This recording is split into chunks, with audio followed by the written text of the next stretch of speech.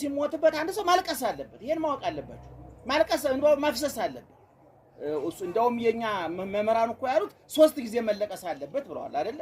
መጀመሪያ ነፍሱ ከቤቷ ከስጋ ስትለይ፣ ሁለተኛ ስጋ ካደረበት ከኖረበት ከዚህ ግቢ አሁን የአባታችን አስከሬ ከዚህ ግቢ ሲወጣ ይለቀሳል። ነፍሳቸው ከስጋ ስትለይ ይለቀሳል። ወደ መቃብር ሲገቡ አስከሬ ወደ መቃብር ሲገባ ይለቀሳል። ስንት ጊዜ ይለቀሳል ማለት ነው? 3 ጊዜ ማለት። ይሄ የሚገባ ሐዘን ዋናው የተከለከለው ሐዘን አንጀት የሚቆርጥ ተስፋ የሚያስቆርጥ አለቀልኝ አበቃልኝ አከተመልኝ የሚል ሰው እኛ አንድ ሰው ሲሞትብን ለመቃብር ላፈር ላሸዋ ለሲሚንቶ አይደለም ማስረከበን የምንመጣው ቀራኒዮ ለተሰቀለው ለሞተው ለተቸነከረው ለክርስቶስ ማስረከበን የምንመጣው ለዚህ ነው እንትናችን እኮ ግቢ ነፍሴ ውስተ ረፍትኪ እስመ እግዚአብሔር ረዳኢኪ ነፍሴ ሆይ ወደ ረፍትሽ ተመለሽ ግቢ ነው ምን አባታችን እኮ አረፉ አይደለ በካውን በኋላ ምንም ያሰጋቸው ነገር የለም ምድር ላይ ምንም ነገር ቢፈጠር የፖለቲካ ቀውስ ቢመጣ የኢኮኖሚ ውድቀት ቢመጣ ሰላም ቢጠፋ አረፉ እፎያል ወደ አባታቸው እቅፍ ገቡ ግልግል አይደለም ማለት አንድ እስረኛ ሲፈታ ለምን ተፈታ ይባላል እንዴ እንኳን ደስ ያለ ነው የሚባለው በእውነቱ ከዚህ ዓለም መገላገል ከስር መፈታት ነውና የማይገባ ለቅሶ ምንድነው ለሚለው 3 ነገር አስቀምጠዋል ነው አንደኛ እናቴ አባቴ ሞቱ ቢብሎ ማልቀስ አይገባም ተብሎ እየሰማችሁ ነው ማን ሞቱ ቢብሎ እናቴ ሞቱ ቢብሎ ማልቀስ አይገባም ገብቷል ማልቀስ እንደሚገባ ተነጋግረናል የተከለከለው ምርር ያለ ለቅሶ ተስፋ የሚያስቆርጥ ለቅሶ የክርስቶስን ትንሳኤ ያላሰበ ሙተን መነሳታት ያላሰበ ያላስተዋለ ለቅሶ ዮሐንስ አፈወርቅ እንደውም ወናው በእንተ ያክሙ አፍር በእናንተ የተነሳ እኔ አፈርኩኛል ትንሳኤ ዘጉባኤን እያሰባችሁ እንደዚህ ምርር ብላችሁ ስታለቅሱ ጸጉራችሁን ስትላጩ ፊታችሁን ስትነጩ እንባችሁ ያለ ገደብ ሲፈስና ተስፋ ስትቆጥሩ ከናንተ ሃይማኖቶች ባሉስ አፈርኩ ነው የሚለው ዮሐንስ አፈወርቅ እና እናት አባት የሞቱ ብሎ ማልቀስ አይገባም ለምን ዋናው አባታችን እግዚአብሔር ነው እኔ ለምሳሌ እሸቱ አለማየሁ ሞቱ አይደለም በምድር እውነተኛው አባቴ ትክክለኛው አባቴ ግን ቀራኒዮ ተሰቀለ ሞተ ተገነዘ ተቀበረ ተነሳ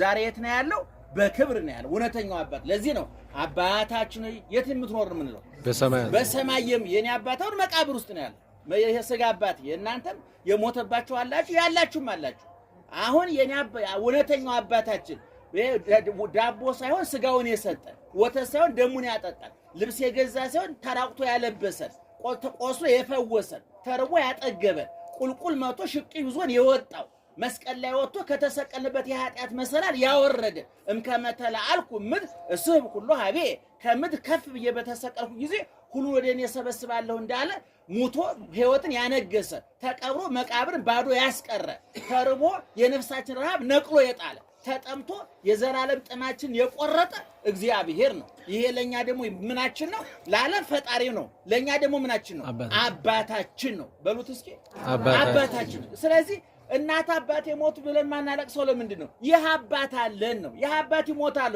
አዎ ሙቶ ነበር አዎ ተሰቅሎ ነበር አዎ ተገንዞ ነበር አዎ ተቀብሮ ነበር ግን ተነስቷል ተነስቶ ብቻ አልቀረም አርጎ ብቻ አልቀረም ዳግመኛ መልሶ ምን ያደርጋል ይመጣል ምን ለማድረግ አንተን እኔን አንቺን ከዚህ መከራ ጥጋቡና ረሃቡ ጤንነትና በሽታው ትርፍና ኪሳራው ከተምታታበት ቆሻሻና ከንቱ ዓለም ነፃ ሊያወጣን አባታችን ይመጣል ይክበር ይመስገን ስለዚህ አባታችን ማን ነው ማለት ነው በዚህ መሰረት እግዚአብሔር አባታችን ማን ነው እግዚአብሔር ምን ብለን እንጸልያለን አባታችን ይህ አባታችን ደግሞ የት ነው የሚኖረው በሰማይ እንዴ አሁን አንዳንድ ልጆች ከአባታቸው አሜሪካ ሲልኩ ወሬያቸው አያስቀምጥም ታውቃላችሁ ጉራቸው መከራ ነው አውሮፓ አባት ያላቸው ሰዎች ጉራቸው መከራ ነው ትምክህታቸው መከራ ነው አሜሪካ ሚስት ያለው ጮኛ ያለው ሰው እኮ በየምክንያቱ ስለሷ ማውራት ይፈልጋል አይደል የኛ ግን አባታችን የት ነው አሜሪካ ነው ያለው አሜሪካ ቢሆን ተጠርዞ ሊመጣ ይችላል አብዶ ሊመጣ ይችላል አውሮፓ ቢሆን አብዶ ሊመጣ ይችላል አብዶ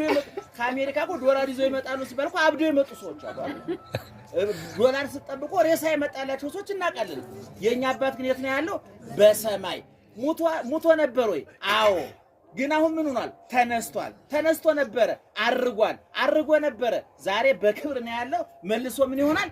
ይመጣል። ወደ መንግስቱ ይጠቀልለናል። ይክበር ይመስገን እግዚአብሔር። ስለዚህ አባት እናት ሞቱብኝ ብሎ ማልቀስ አይገባም። አባታችን ማን ስለሆነ?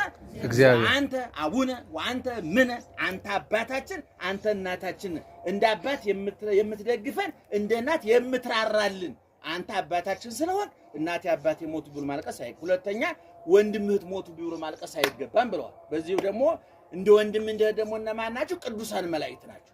እኔ እናንተ እኛ ዘበኛ አይደለም ያለን፣ የተቀለበ ውሻ አይደለም ያለን፣ የኤሌክትሪክ አጥር አይደለም ያለን። የኛ ጠባቂ የማያንቀላፉ የማያርፉ የማይራቡ የማይጠሙ የማያገቡ የማይጋቡ ቀንና ሌሊት ክረምትና በጋ የማይፈራረቅባቸው ጤንነትና በሽታ ትርፍና ኪሳራ ሹመትና ሽረት የማያውቁ ቅዱሳን መላእክት አሉ። እነዚህ ለኛ ወንድሞቻችን ናቸው። እንደውም በዚህ በመጽሐፈ መነኮሳት ላይ ከመአስተሃም ሞተ አሃው አብያ ከመዘለን ኡሳን ታላቅ ወንድም ታናሽ ወንድሙን እንደሚንከባከበው ሁሉ ሊቁ ሲናገር መላእክትኛን ምን ያደርጉናል?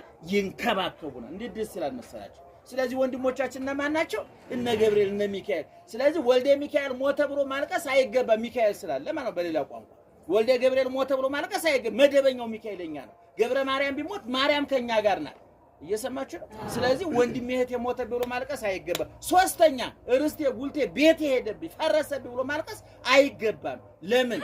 እኛ ሐዋርያው ቅዱስ ጳውሎስ ወለነሰ ዘውስተ ሰማያት ሀገረነ ወምየ ንጸንኪያው መድኃኒነ ኢየሱስ ክርስቶስ። እኛስ ሀገራችን ባጭሩ ውስጥ ተረጉመው እኛስ ሀገራችን የት ነው አለ?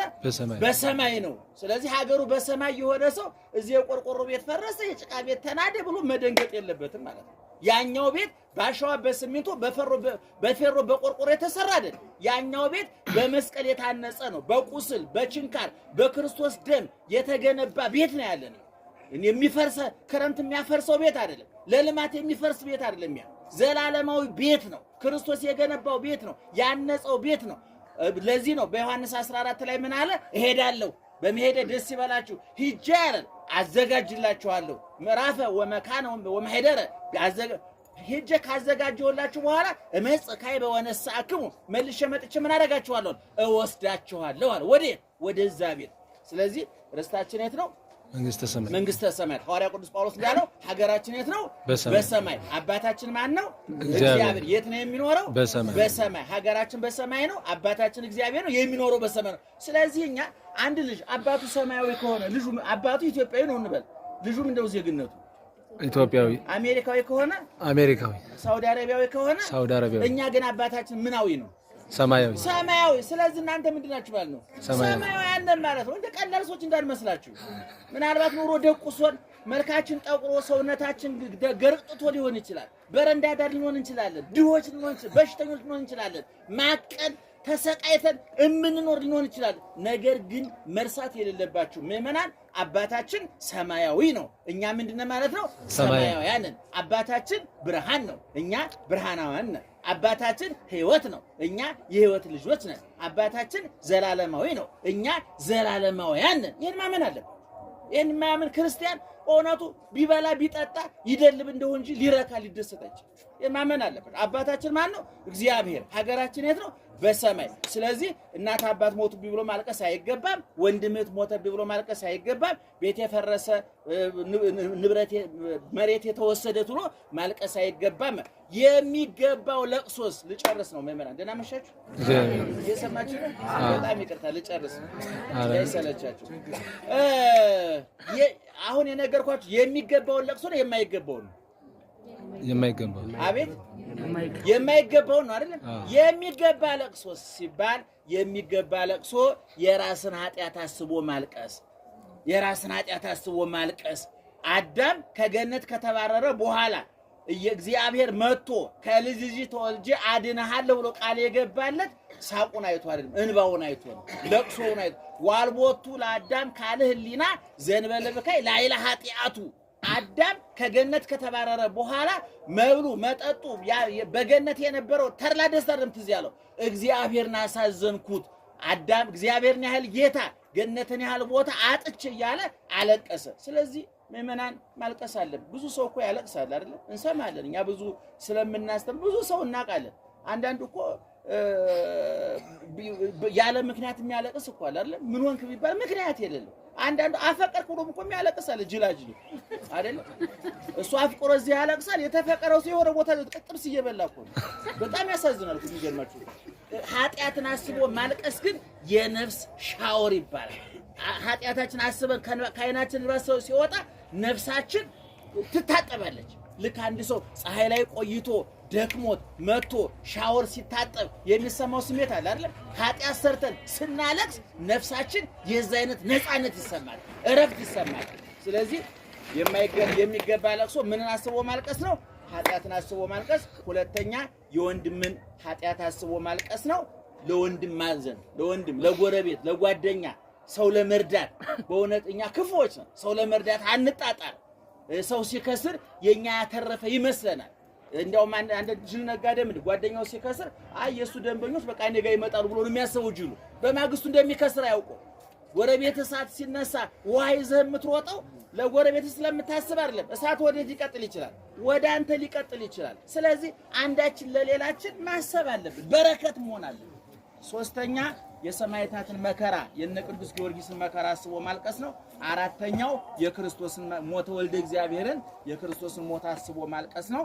እንግዲህ ምዕመናን እዚህ ጠቅለል ለማድረግ ያህል በተለያየ ምክንያት ብዙ ፈተና ያለበት ዘመን ላይ ነው ያለነው። ብዙ ጥያቄዎች አሉ፣ ብዙ ኡኡታዎች አሉ፣ ብዙ አይታዎች አሉ። በየቤቱ በየጓዳው በየቢሮ በየስራ ቦታው በእውነቱ በሱፍ የተሸፈነ በልብስ የተሸፈነ ወደ ውስጥ የሚያነባ ብዙ ብሶተኛ ህዝብ አለ።